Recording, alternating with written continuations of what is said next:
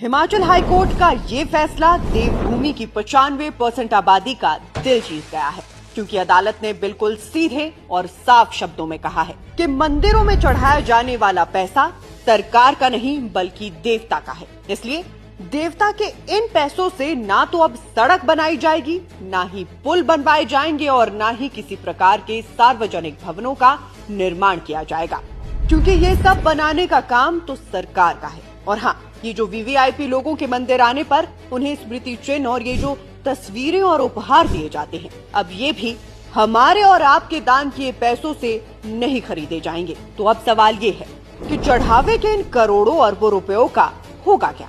खबरों का पंचनामा में आज हम यही पता लगाएंगे। तो जैसा कि आपको पता ही होगा, पहले जयराम सरकार ने और अब सुक्खू सरकार ने प्रदेश के मंदिरों से पैसे मांगे। किसी ने गौशाला चलाने के लिए मांगे तो किसी ने योजना। मगर अब हिमाचल हाईकोर्ट ने साफ कहा है कि धर्म का पैसा अब धर्म के ही काम आएगा और ये संस्कृति और समाज के असली कल्याण में खर्च होगा। अदालत ने आदेश दिया है कि दान की रकम वेदों, उपनिषदों और योग की शिक्षा के प्रचार प्रसार में लगाई जाए।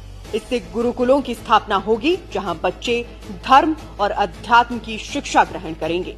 दान राशि से गौशालाएं बनाई जाएंगी, यज्ञशालाएं और हॉल तैयार होंगे, जहां नामकरण, उपनयन, विवाह जैसे संस्कार होंगे।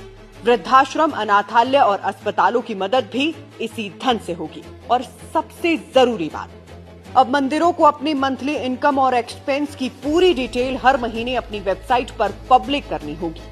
यानी कौन सा काम हुआ, कितने समय में हुआ और पैसे कितने खर्च हुए, ये सब भक्तों को भी बताया जाएगा। और अगर कोई ट्रस्टी या अधिकारी इस धन का दुरुपयोग करता पाया गया तो उससे वो राशि वसूली जाएगी, क्योंकि अदालत ने साफ कहा है धन देवता का है, सरकार का नहीं। बाकी मेरी माने तो देवभूमि हिमाचल से निकला ये फैसला सिर्फ एक राज्य के लिए नहीं बल्कि पूरे देश के लिए एक मिसाल बन सकता है, क्योंकि मेरा मत तो यही कहता है, धर्म का पैसा धर्म के ही काम आना चाहिए।